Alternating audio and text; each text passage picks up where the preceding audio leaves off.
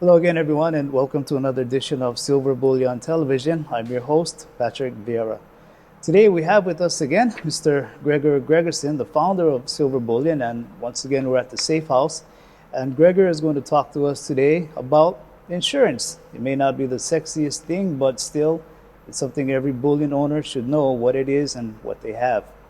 Gregor, good to see you again, and how are you doing?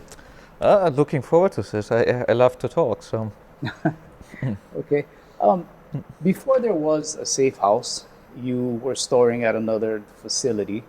Um, as you were storing people's bullion there, what needs did you see that were not being addressed? Yeah, so we started storing. Our initial system was created in 2011. We ended up storing at a third party. This is one of the big global vaults. And they did a good service overall, but there were two problems in the contract which we couldn't remedy. And the only way to sort of address these issues was to build our own vault. It's the first one was a force majeure clause. Now, force majeure, every contract has a force majeure clause. It's a French word. It basically means if something happens outside of the control of the parties involved, then this and this is going to happen. And in this case, the clause said that in case of nationalization by any government of gold or confiscation and so on, the depositor basically has no recourse to sue the vault. And the problem I had with this clause is that to me it was important to have the gold be stored under Singapore jurisdiction, which is why I had moved it to Singapore. And if I'm storing it with a vault which is exposed to many other jurisdictions, then I don't really have that protection, or that protection is somewhat put into doubt. For example, if the US were to nationalize gold, as it happened in 1933, and what would happen to my gold stored in Singapore at this vault? Now, if that's going to be nationalized, then there's no point in actually storing it in Singapore in the first place. So this was an issue which was very hard to remedy, and one of the key drivers for us to build our own vault. The second issue, more relevant to this discussion, was at the time there was a clause stating that if the gold mysteriously disappears, then it's not covered by insurance. Now, nobody feels comfortable about that because it seems to be a very big hole, and a lot of people wonder about it. And once you understand the industry more, it becomes clearer why that is. But that's something which we definitely wanted to have insurance on. And so insurance is always tied to the vault where you store, because the vault is the one having security and so on and so on. So we had to build our own vault in order to get insurance which will cover that. Yeah, I mean, because I think most people, when we think of storing bullion, or a vault for that matter, we think about the iconic door, that big vault door. We think about the security systems, the intrusion systems and whatnot. But besides those, it's also the way you manage the vault. And in that, how difficult is it, in fact, to get insurance and specific types of insurance for the vault? Yeah, so the first thing to understand when you try to build a vault is insurance is going to be a huge factor, because people are not going to trust you if you don't have insurance, and rightly so, because it's a third party which, kind of puts their money where their mouth is when something goes wrong. But the terms of the insurance can vary widely.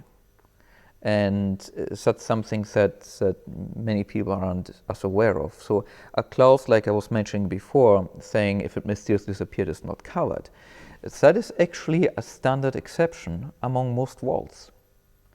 And most people think that because they have something called all-risk insurance, they think that all risk is covered.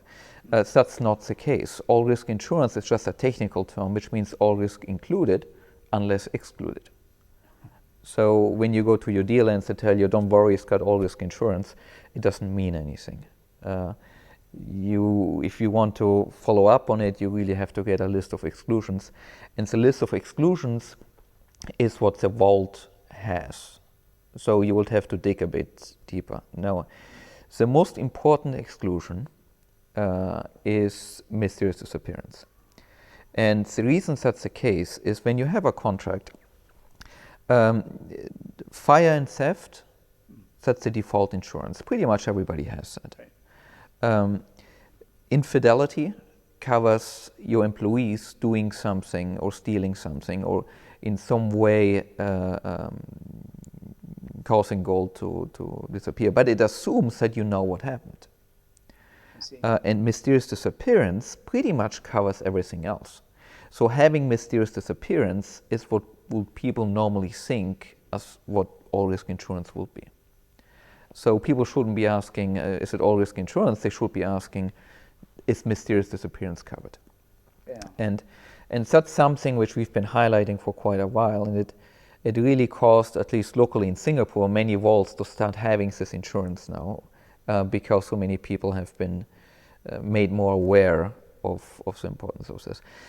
But to explain it a bit better, when somebody comes and steals some gold, somebody breaks in, runs away with a bunch of gold, what I would do is I would call the police.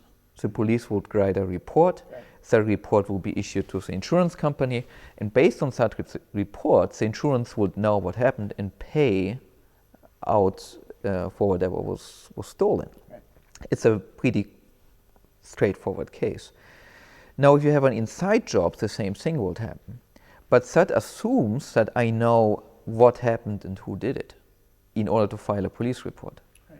If I don't know what happened, or if I have a case where I have 100 gold bars coming and we don't count it right, we think it's 100, but there's really only 99 because one is missing, and we don't catch it.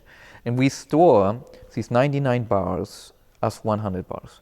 And then 2 months later, we go pick up our bars and we realize, oh, there's only 99, 1 bar is missing. So it doesn't mean that somebody might have stolen it, it was just an operational error. It was never there in the first place. Well, that's a case of mysterious disappearance. If I go to the police and I tell them, well, I thought there were 100 bars there, but there are only 99. What is the police going to do? They're going to say, well, too bad for you. You are not going to really get them to write up some reports that's going to be satisfactory to the insurance for them to pay. So that's why mysterious disappearance is not covered, because the insurance does not have a third-party referee, meaning the police, to actually claim what has been lost or what happened. And for the insurance to give you mysterious disappearance coverage, they have to really trust you. Because I can go to the insurance and say, oh, I just lost 5 gold bars. I don't know why, but I lost them. Can you please give me $250,000? And by contract, they're supposed to pay that. So that's a lot of risk that the insurance is taking, and they put some money where their mouth is. So it's difficult to get, and it's an insurance you have to pay for. Now, in the bullion industry, oftentimes it's a lot easier to tell the customer, don't worry, it's got all risk insurance, and our rates are quite low, so you don't have to worry, just go with us. But, again, sometimes you get what you pay for. What you have to pay attention to is mysterious disappearance. And so for us, it was reason enough, to make sure we get in mysterious disappearance to build the new vault as well as address the mysterious disappearance issue. It'd be wise for any person who's looking to store their bullion overseas or in Singapore that they should be asking, do you have mysterious disappearance? Yeah, anywhere really. I mean, if you're concerned about your gold holdings, and if you're being told, don't worry, it's got all risk insurance, you should know that that's not what you think it is. And funnily enough, the person telling you that might also not understand what that is, because the knowledge in the industry is just not there. If you are running a bullion dealership and you can tell your people, oh, if they ask about insurance, just tell them it's got all risk insurance. They're not lying. It's just that they're not telling you what you think they're telling you. And the people telling you might not know that either. So if you tell that person is mysterious disappearance covered, so you probably don't know what you're talking about. Yeah. Or they might just tell you yes, because after all, it's all risk insurance. But if you actually want to know that, you need to go and you need to look at the certificate of the vault that applies to you. And you need to somehow have specifically stating that mysterious disappearance is included in the policy. If it's not stated on the certificate, you can be pretty sure it's not there. Because vault dealers and so on, they all want to highlight this. Because people like us have been highlighting the need of mysterious disappearance. We are trying to create transparency on this industry, and so that's an important part. In your opinion, what do you think the number one claim would be regarding storage facilities to their insurance providers? So that depends very much on jurisdiction, on where you operate. So I know Singapore. In Singapore, our underwriters told us flat out that the amount of theft is so small that it's not a big factor. Your security precautions for a vault also depend partially where you operate. In some jurisdictions, for example, you need to have car barriers that go up. You need to prevent a car from getting close because people might be worried there are explosives inside. So if you're operating in Baghdad, I'm sure you need to have very different security measures than if you're operating in Singapore. But having said that, if you build a vault, you basically start off by asking the insurance, I'm going to build this vault, what are the recommended minimum security requirements? And then you try to implement those and ideally make it better than what the minimum are in order to reduce the premiums that to pay for insurance. Now, if you want to have mysterious disappearance coverage, that oftentimes means that you have to have very good control systems, not just check and balances. So it's not enough to have a big vault door to keep the robber out. But as in our case, we wrote a vault management system which uses tickets. A deposit is split into 8 subtasks, which are distributed about 3 different functional groups inside the vault, which all have a check and balance system to make sure, in part to make sure nobody does something funny, but then in practice it's more about ensuring that no mistake happens.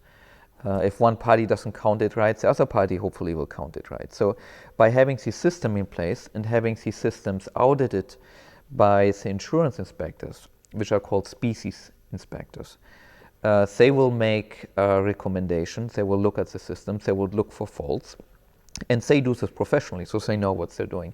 And they will give you a recommendation, and we got a no improvement recommendation, which is the highest grade you can get. And based on that recommendation, we were able to get mysterious disappearance coverage and get a rate which is quite good given the type of coverage we have. Some vaults, they just absolutely will not let a client in to see their holdings. They may ask them to go to a separate facility, separate room, whatever it might be. But here, you want people to come. You want people to see the facility, to see the operations, how things are managed. Why do you think there are vaults that will not let people in? By default, you cannot go to any vault. The industry is trying to make it as non-transparent as possible. And that leads me back to part 1 of our discussion, which is about ownership versus IOUs. If you're being owed some gold, there's really no much of a requirement to have all the gold there. If your gold is not there, then it's easier not to show anybody the vault. If you don't want to show somebody the vault, well, the easiest excuse is to say security. And so you will hear the security excuse all the time. And nowadays, people are conditioned to always accept security as being a valid reason why you cannot see something. But oftentimes, sometimes there might be truth to it, but for the most cases, it's just a convenient excuse. And the reason I'm saying that is one of my first questions to the insurance underwriters when we set this up is, can I bring people in here? And they said, sure. We have armed security, we have control systems, we check the background of the person. There's not much of a security risk to bring people in. Now, there's a marketing world out there which will try and make you believe that nobody can go to the vault because nobody can know where the gold is stored. Well, I can tell you, if you want to know where the Brinks facility is, you just go to the airport and you follow the Brinks truck to whichever place the gold is going to be stored. So it's a public knowledge where commercial vaults are located. So that's not really an issue. The issue is that in practical terms, most dealers are just intermediaries. They are subcontracting to a commercial vault, and the commercial vault does not allow the dealer to go and bring their customers to the vault because it's a disruptive process. It disrupts the processing or operations of the vault. And as soon as a commercial vault allows one dealer to do it, other dealers will do it. So they need to limit that. And that's why for a dealer who doesn't operate their own vault, oftentimes they cannot let people to come and see the vault. Even if everything is there as it should be, oftentimes they just cannot because they're not controlling the vault. Can they tell the customers, oh, we're just outsourcing and they don't let us see the gold? No, they don't want to tell the customer. So what will they tell the customer? Oh, it's security issues. We have high security, so you cannot go see it. That's one reason. Another reason might simply be because not all of the gold might be there. It's just the reality. It's if all your gold is there and you're storing it by serial number, then you should allow people to come and do their own audit. Why not? Of course you have to make an appointment. Of course there has to be some scheduling and so on, because not everybody can come at the same time. And of course there are some security requirements, but at the end of the day, it has to be possible. Because that's what you have to do to have transparency. And if somebody tells you that it's not possible categorically, then it's most likely because there's more to it than just security. So going back to part one, we talked a little bit about parcelization. Do you think the way you store because of using parcelization, has that helped with getting perhaps some of the best, most comprehensive insurance that you can get? Yes. We had almost everybody coming to the vault who knows the industry is very impressed by what we do. Because I'm a software developer and a database sort of person to start off, and I'm a systems person. So before we started the vault, we spent 1.5 years developing the system and the processes and how we're going to do it.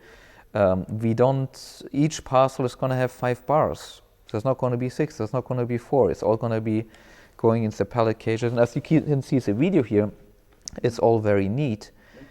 And it has to be this way, because if I lose track of one of my parcels, and the customer comes and he says, I want to see parcel number 72552, and I don't know where it is, I have 25,000 parcels now I need to search through and get it.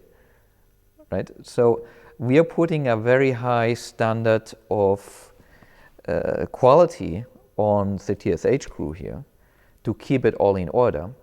And we're having the audits, 30% audits. So if something is not in order, then it becomes a big deal. So that's why we have RFID, seals whenever something is opened, closed, the system is controlling everything. We have also control mechanisms to make sure we never put one of the 25,000 parcels in the wrong place. Or if we do, it's a really minimized rare case. That's not how Vault operate outside of us.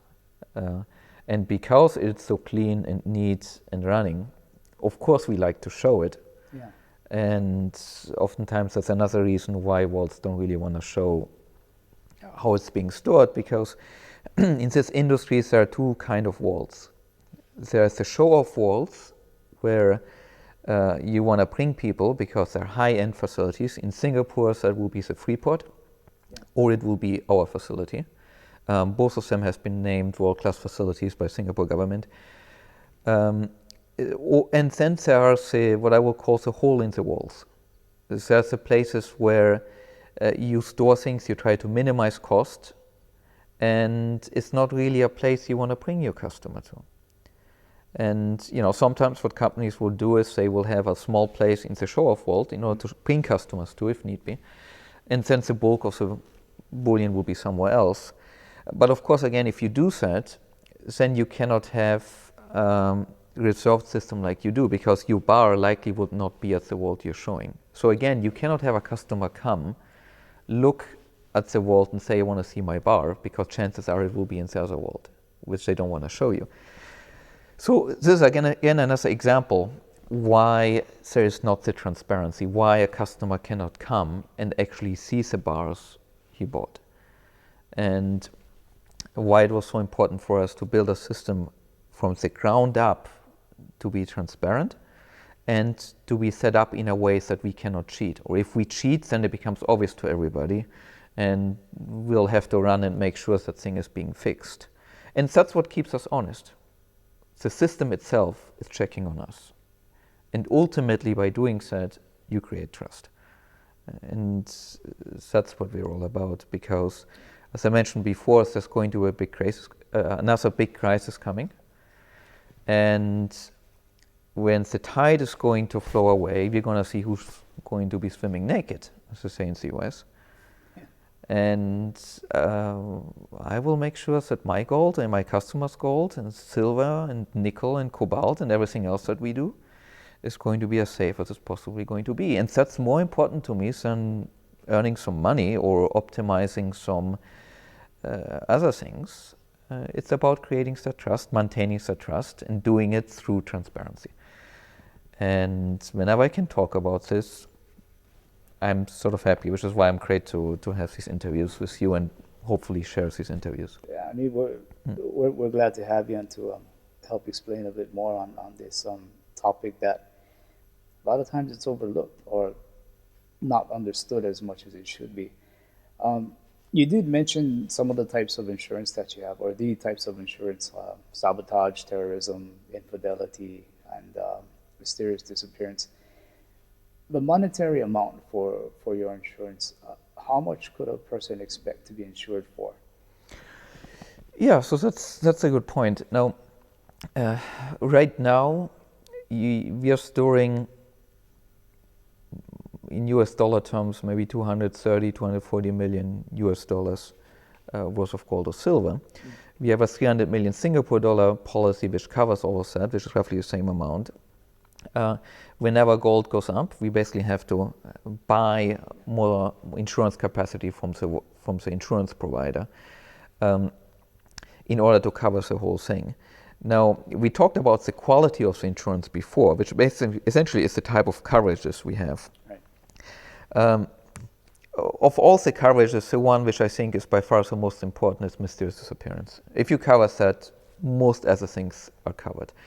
If a fire breaks out or a plane crashes in the vault, well, hopefully nobody is there, but worst case, the gold is going to melt. And, then during recovery, it's going to be sent to a refinery and it's going to be recast. And it can be done very efficiently for gold. We're talking maybe 0.5%. And that will be covered by insurance as well. So the real risk in all of this is it's really a mysterious disappearance. So to keep things simple, I would say don't worry so much about sabotage and these other things. So even though we have some coverage there, mysterious disappearance is a big thing. Coming back to the quantity, now there's a reality in the industry that oftentimes there's an underinsurance, but it's not quite as bad as it sounds. Because when, in our case, we're throwing 200 tons of silver. Now, if you use 2-ton trucks, that means you have to have 100 trucks to ship the silver out. It takes at least 2 or 3 weeks. There's no way somebody can come in and steal this, in practical terms. And the insurance covers everything, starting going up. So we are making a point to have full insurance on everything, but in practice, it's probably somewhat overkill. It's just a philosophical reason that it's good to have full insurance over it. In the industries, there's not that much transparency. For our case, you can check on us because you can just take the parcel ownership list, you add all of the gold ounces, all of the silver ounces, you multiply it times the current price of gold and silver, and you know how much we are storing. And then you check our certificate to check if we have equal or larger amount of insurance based on that. And we do. So you can double check that because our certificate is publicly available and our parcel ownership list is available to all customers. But overall in the industry, there's not that much transparency because what normally happens if you're dealing with a dealer who subcontracts to a big commercial vault, the commercial vault will not normally show you how much bullion or how much insurance is associated for that dealer. They will just show you their policy, which might be very big. It might be a 1.5 billion gold or silver insurance for global coverage. But you have no way of telling if the vault operator that's subcontracting from your dealer is storing 1.5 billion or 3 billion. Yeah. Right? So you don't really know. So in that sense, there's not a lot of transparency. But unlike the mysterious disappearance, I would say in practical terms, it's not as much of an issue because you cannot really steal that much gold in one go. And these are any one incident policies, meaning that everything being stolen at one go, and so it limits how much somebody can carry away. So to summarize it up, if it comes to insurance, look for mysterious disappearance. But more importantly,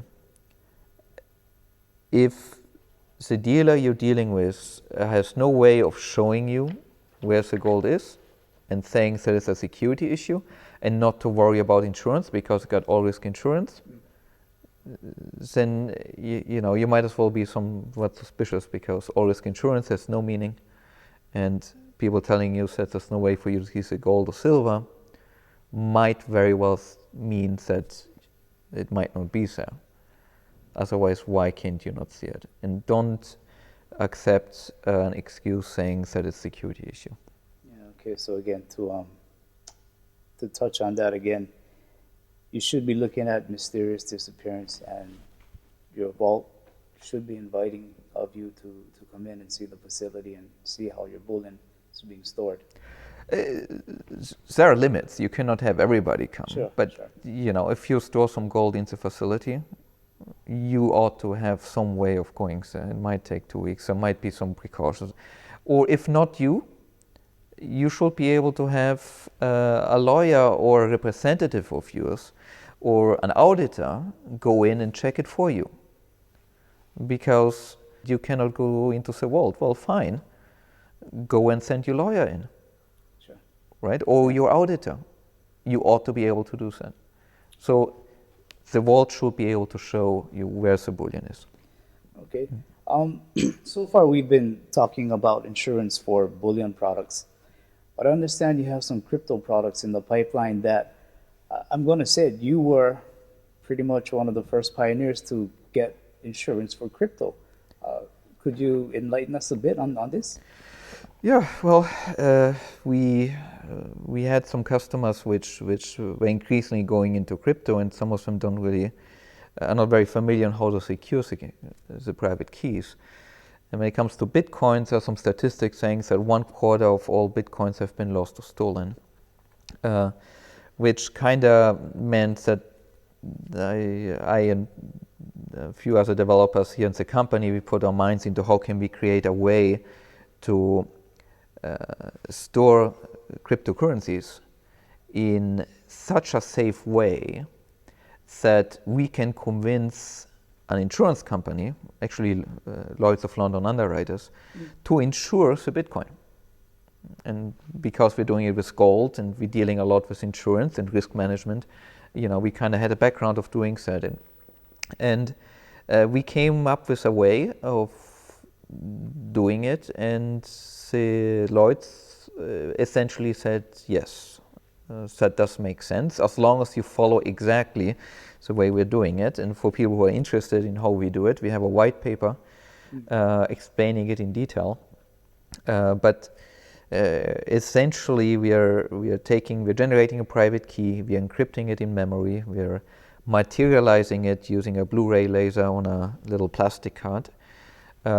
Two actually, one for backup. The plastic cards go into our gold vault next to the gold, and in order to, then a customer can basically send bitcoins into the card using the address. When it comes time to withdraw the bitcoin, we have a three-step process with a lot of security features in order to release that. And it basically leverages all the security features we have with the vault in order to do that. But this is a 4-minute video which explains the details. If you go to the safehouse.sg website, then you will be able to see it. Was it difficult to get insurance for these for the crypto products? Yes. Yes, that's a good answer. Okay, and are you able to disclose the monetary amount yet, or at an upcoming time? We haven't launched it yet because we decided we are not going to launch this product under Silver Bullion. Cryptocurrency is something which banks increasingly don't feel good about, or to some degree feel threatened about. Right. And it makes sense to have a separate entity which will take this technology and basically run with it. So, and that company is coming up. So that's going to be one. I think one of our future interviews can. I'm happy to go into more details with that. Okay, once again, that was Gregor Gregersen, founder of Silver Bullion, who was talking to us about insurance. It may not be something we completely understand, but it's something that we do need to know, and we're more than happy to help you with that. We do hope you'll join us for our next installment, which will be jurisdiction and why you should store in Singapore, and more importantly, what you should know about the vault who is storing for you in Singapore. Gregor, again, thank you for your time, and we'll see you again. That was Gregor Gregersen, founder of Silver Bullion and the Safe House, sharing his insights on vault insurance and transparency, the second in a 4-part series. If you like this video, please hit the like button and subscribe to the SBTV channel to be updated on new content.